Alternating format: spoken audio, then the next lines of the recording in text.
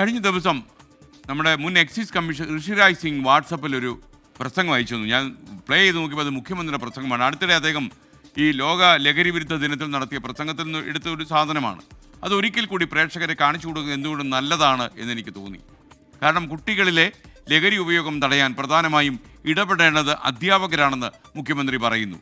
കുട്ടികളിലെ ചെറിയ മാറ്റം പോലും അധ്യാപകർക്ക് പെട്ടെന്ന് മനസ്സിലാകും. ലഹരി വിഷയത്തിൽ അധ്യാപകർക്കൊപ്പം ഉണ്ട് എന്നതാണ് സർക്കാരിൻ്റെ നയം. സംശയം തോന്നിയാൽ കുട്ടികളുടെ ബാഗുകൾ വരെ പരിശോധിച്ചുകൊള്ളാൻ അധ്യാപകർക്ക് സ്വാതന്ത്ര്യമുണ്ടെന്നാണ് അന്താരാഷ്ട്ര മയക്കുമരുന്ന് വിരുദ്ധ ദിനാചരണത്തിൻ്റെ ഭാഗമായി സർക്കാർ നടത്തിയ ചടങ്ങിൽ മുഖ്യമന്ത്രി തുറന്നു പറഞ്ഞത്.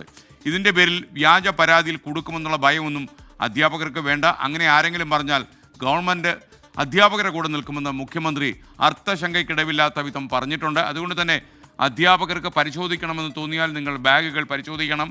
ലക്ഷ്യം ഒന്നേ ഉള്ളൂ, ഈ കുട്ടികളെ മയക്കുമരുന്ന് മോചിപ്പിക്കണം. മുഖ്യമന്ത്രി നടത്തിയ പ്രസംഗത്തിൻ്റെ ശകലം. കുട്ടികളെ നിരീക്ഷിക്കുന്നതിനും സംശയം തോന്നിയാൽ അവരുടെ ബാഗുകളോ മറ്റോ പരിശോധിക്കുന്നതിനും അധ്യാപകർ ഒരു കാരണവശാലും മടി കാണിക്കേണ്ടതില്ല. ഒരു സമിതിയും ഇക്കാര്യത്തിൽ നിങ്ങളെ കുറ്റപ്പെടുത്തില്ല.